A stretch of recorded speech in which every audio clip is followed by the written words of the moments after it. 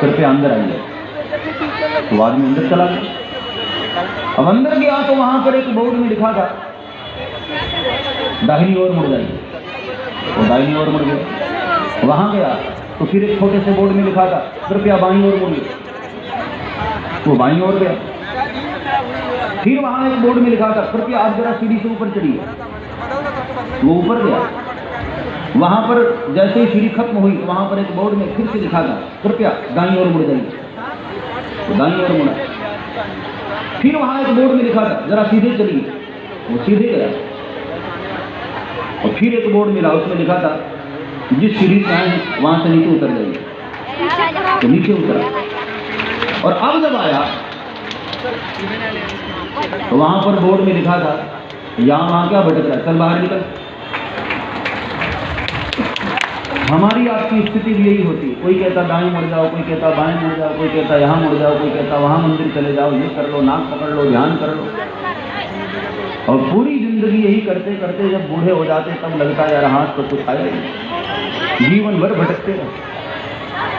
इससे अच्छा है किसी परमार्थी से मार्ग पूछिए जिसके जीवन में कर्म भी हो, ज्ञान भी हो और भक्ति, इन तीनों का समन्वय। और भरद्वाज ऋषि कहते हैं 3 नदियों के तीर पर राम भगति गाह सूर सरिया, राम भगति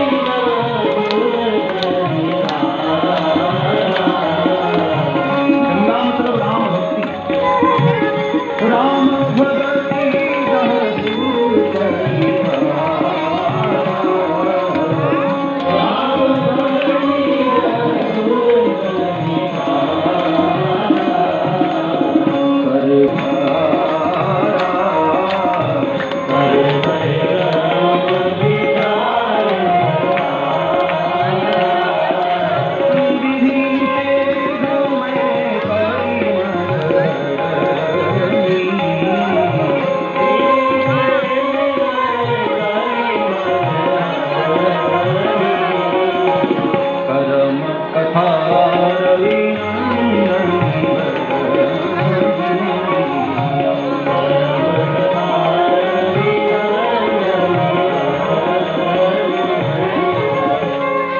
मतलब राम भक्ति, यमुना मतलब कर्म और सरस्वती मतलब ज्ञान।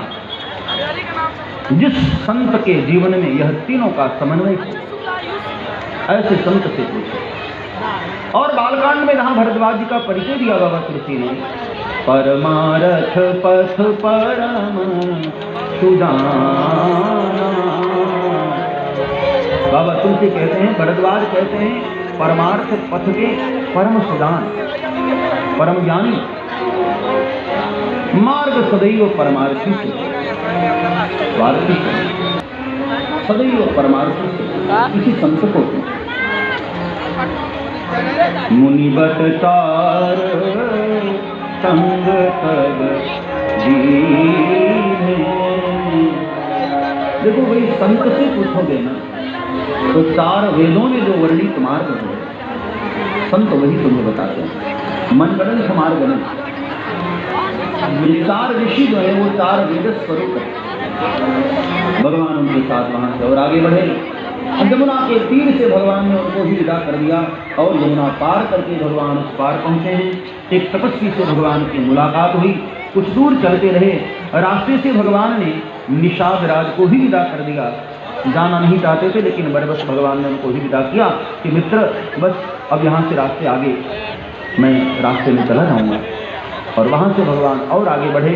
मार्ग में कौन भीलों को दर्शन देते हुए, गरीबों को भगवान मिलते हुए, सबको हाल समाचार पूछते हुए आगे बढ़ते रहे। और चलते चलते भगवान एक रात्रि वाल्मीकि ऋषि के आश्रम पर पहुंचे। बाबा तुलसी वर्णन करते हैं, वाल्मीकि मन आनंद भारी,